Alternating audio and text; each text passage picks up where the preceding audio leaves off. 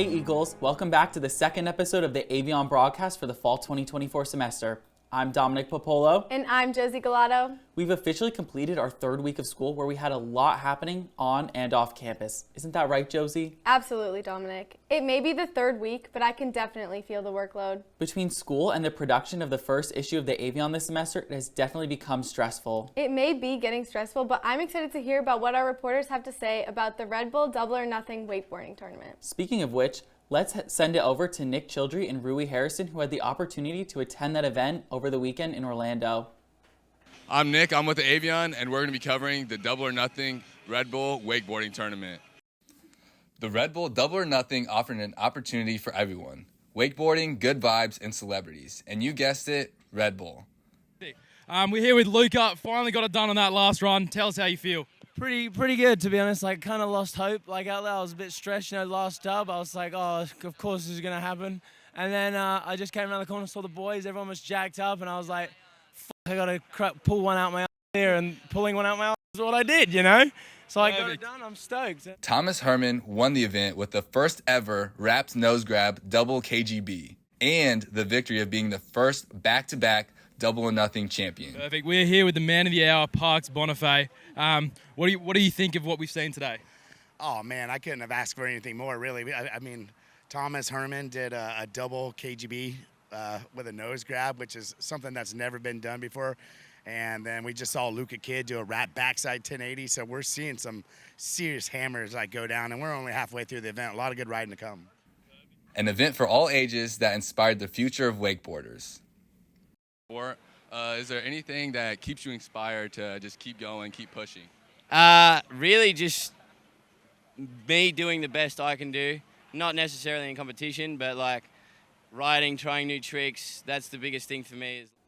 Thanks, guys. It looks like you had an awesome time on the lake. For those who weren't able to make it, you can look forward to attending next September. Bringing things back to campus, Lacey Rodriguez and Zachary Giberson covered the annual blood drive hosted by OneBlood. The Big Red Bus was back on campus this week as the organization OneBlood carried out their first of 2 blood drives this semester. All right, my name's Zach. I'm here with the Avion today. What's your name and what are you doing? I'm Joe Selznick, and I just donated blood. All right, so tell me your name and what you're doing here today. My name's Rui, and I just came here today to donate blood. This annual blood drive is a popular event among students who donate their blood to save lives. Well, I'm an O negative, so my whole life I've learned that they're the ones that can give the most, so I just thought it was kind of a small duty to help give out to those in need. Students who participate will receive a free wellness checkup, OneBlood socks, and a $20 e-gift card. Would you say it's worth the $20? I mean, yeah, you get in there for, if you're just doing the normal donation, it's maybe 20, 30 minutes, and yeah, so it's not too bad. Yeah, I think I get a $10 gift card. $10 gift card. Is that to the union? Where's that to? I think it's it's to a bunch of different places. I didn't really see exactly, but I think it showed like Amazon and other things like that. Oh, that's awesome. Overall, the students we talked to agree that this event is worth going to, with the proceeds going to a worthy cause. So to the people that are afraid of getting their blood drawn, is it a painful process, or do the people here make it really easy for you? No, it's really easy. It doesn't hurt at all. You get a little prick when they stick the needle in, but other than that, you're all good. The annual blood drive happens twice every semester, with the next one happening November 12th through the 14th, in case you missed this week. In sports news, this week the Embry-Riddle men's soccer team played against Flagler College on Tuesday, putting up a good fight, but unfortunately was not able to pull off a victory. Hey Eagles, I'm here with head coach David Gregson after the Eagles 1-0 loss against Flagler here. I'm going to ask him a couple questions about the week and the week up ahead. All right, so Coach Gregson, early goal there, couldn't get the equalizer late. Just a couple thoughts on the game, how you felt about the team. Well, after George just left the rest of them, we wanted a reaction from the team, and I felt like the first half we didn't play quickly enough with enough urgency.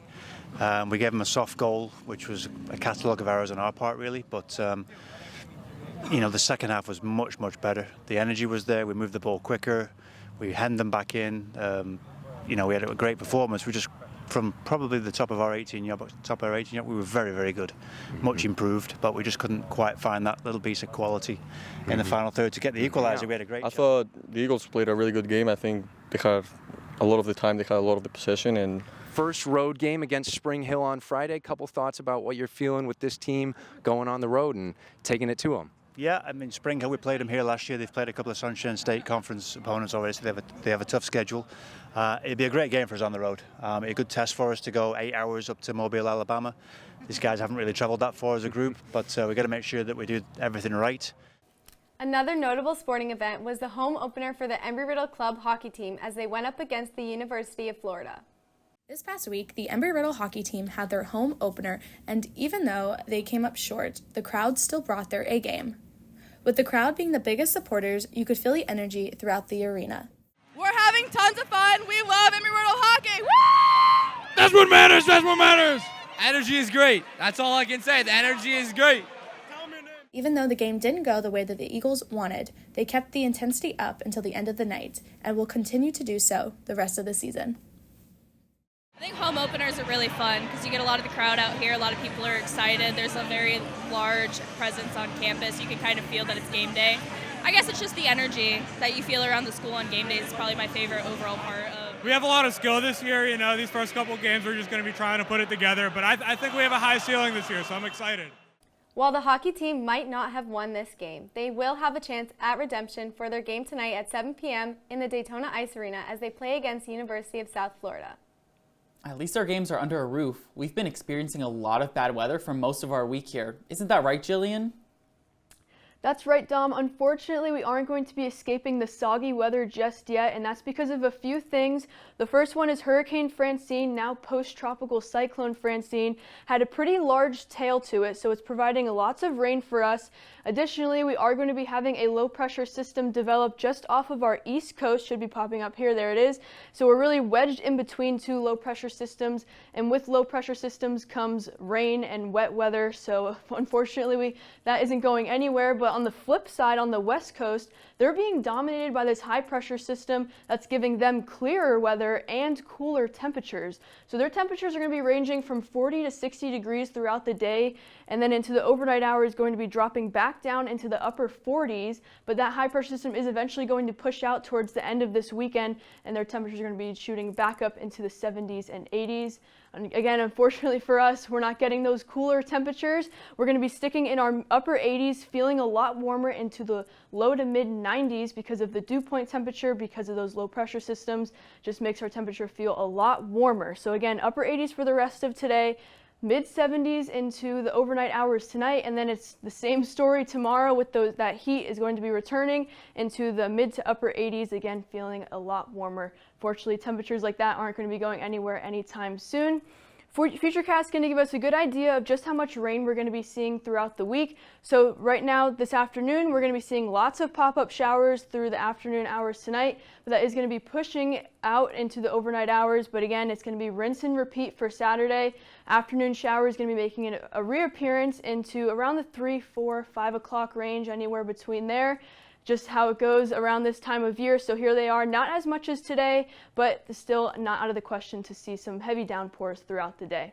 We're still keeping a close eye on the tropics. Here's post-tropical cyclone Francine, has a huge tail to it, again contributing to lots of our wet weather that we had yesterday and today, possibly even into tomorrow morning. And the National Hurricane Center has flagged 2 little areas of concern here. Again, a very low chance of development. This yellow color is a low chance of development, but in the East Atlantic here, we do have a tropical depression, not really popping up on this graphic here, but that is way far out to tell exactly the exact path and strength. So as of right now, nothing of concern for our area, so we are going to be keeping a close eye on that. However, the next 7 days, mid to upper 80s throughout the week. Not much change in temperature, but our rain chances should be tapering off towards the end of next week. 20 and 30% chance Wednesday and Thursday. So hopefully we will be seeing some rays of sunshine peek through towards the end of next week. This past Wednesday crossed the 23rd year anniversary of 9/11 as we remember everyone that we have lost since that tragic day.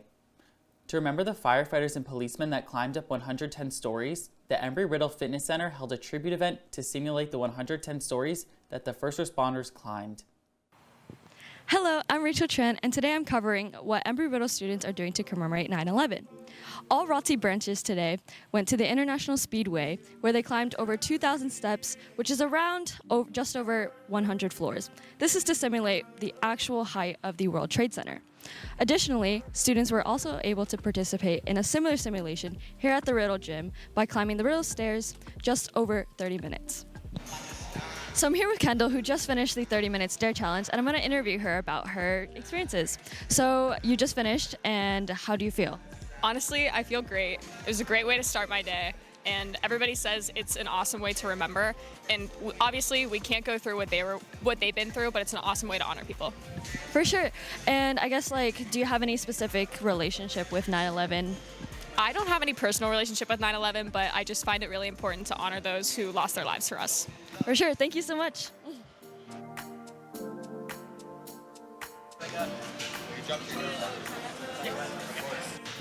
So I'm now here with Sean and Will, who are about to do the Stairmaster Challenge. And how do y'all feel? Are y'all excited?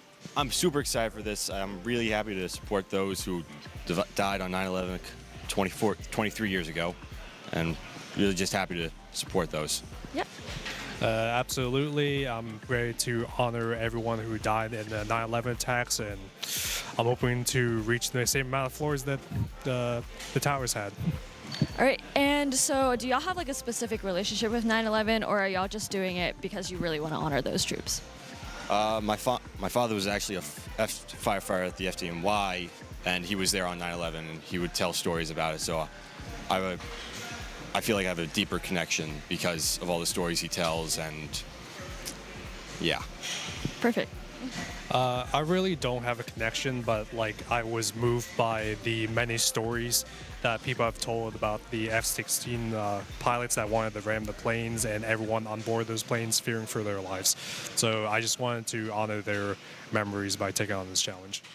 We do our part every day by honoring those who protected and served this country during such a tragic time, while also remembering the sacrifices of the first responders and their families.